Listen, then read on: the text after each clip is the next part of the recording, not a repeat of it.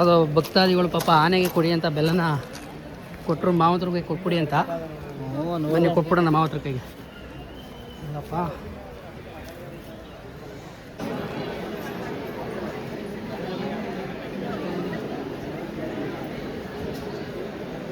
ಕಾಲಿಗೆಲ್ಲ chain ಹಾಕಿ full ಸ್ಟ್ರಿಕ್ಟಾಗಿ ಕಟ್ಟಾಕ್ಬಿಟ್ಟಿದ್ದಾರೆ ಆನೆನ.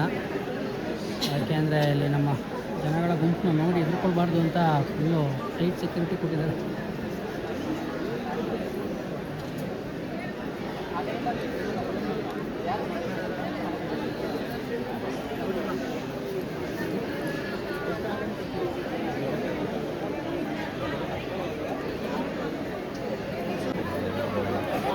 ದೇವಸ್ಥಾನದಲ್ಲಿ ಭಾಗವಹಿಸುವಂತಹ ನೋಡ್ತಾ ಇರ್ಬೋದು ಆನೆಗಳು ಇವೇನೆ.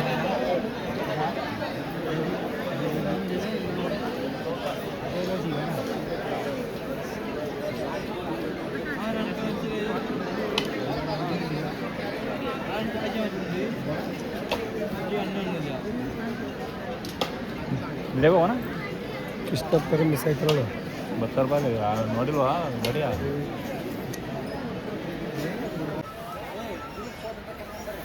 ಇಲ್ಲಿ ನಮ್ಮ ಸೈಡ್ ಕೊಟ್ಟಂಗೆ ಭತ್ತ ಹುಲ್ಲು ಆ ಥರ ಇಲ್ಲ, ಇದು ಬೇರೆ ಥರ. ಇದು ಮುಸ್ಕಿನ ಜೋಳದ ಸೊಪ್ಪಿರಂಗಿದೆ. ಇದೇ ಒಂಥರ ಫುಡ್ಡು ಇದಕ್ಕೆ. ಇದು ಯಾವ ಸಸಿನಪ್ಪ ಇದು?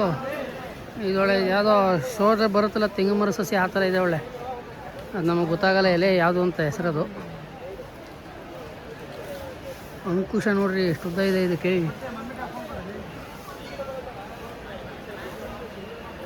ದೇವ್ರನ್ನ ಕೊಟ್ಟಿಯವರು ದೇವ್ರನ್ನ ನಡೆಸುವಂಥ ಆನೆಗಳು.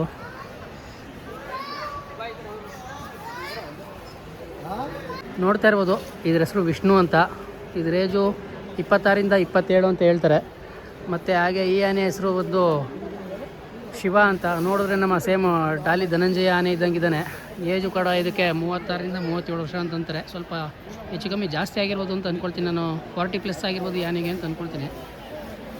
ನೋಡ್ತಾ ಇರ್ಬೋದು ಈಗ ಟೋಟಲ್. ಮತ್ತು ಹೆಂಗಾರೆ ಇಲ್ಲಿ ಶಿವ ಮತ್ತು ವಿಷ್ಣು ಕೊಟ್ಟಿಯೂರಿನ ಆನೆಗಳು.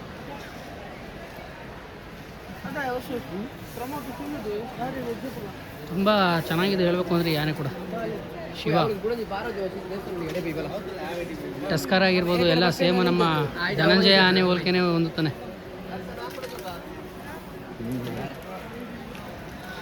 ಇನ್ನು ಈ ಆನೆ ನೋಡಿದ್ರೆ ನಮ್ಮ ವಿಷ್ಣು ಆನೆ.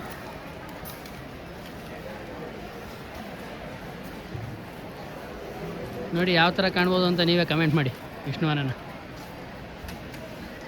ನಮ್ಮ ಕರ್ನಾಟಕದ ಆನೆಗಳಿಗೆ ಇವು ಹೆಚ್ಚು ಕಮ್ಮಿ ನಮ್ಮ ಕರ್ನಾಟಕದ ಆನೆಗಳೇ ಇರ್ಬೋದು. ಆ ಕಡೆಯಿಂದನೇ ಕ್ಯಾಪ್ಚರ್ ಮಾಡಿ ಈ ಕಡೆ ಕೊಟ್ಟಿರ್ತಾರೆ ಅಂತ ಅಂದ್ಕೊಳ್ತೀನಿ.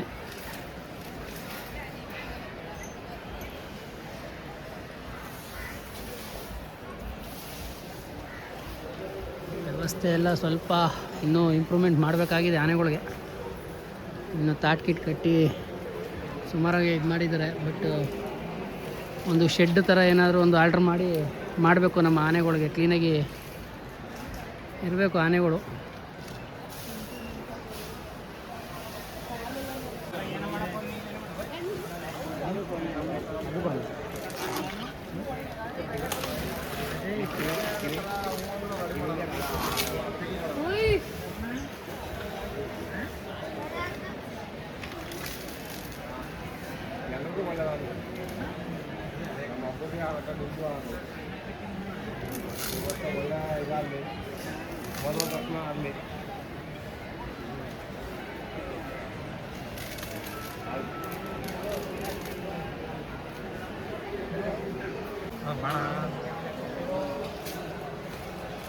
ಇಲ್ಲಣ್ಣ ವಿಷಯದು ಏನು ಸರಿ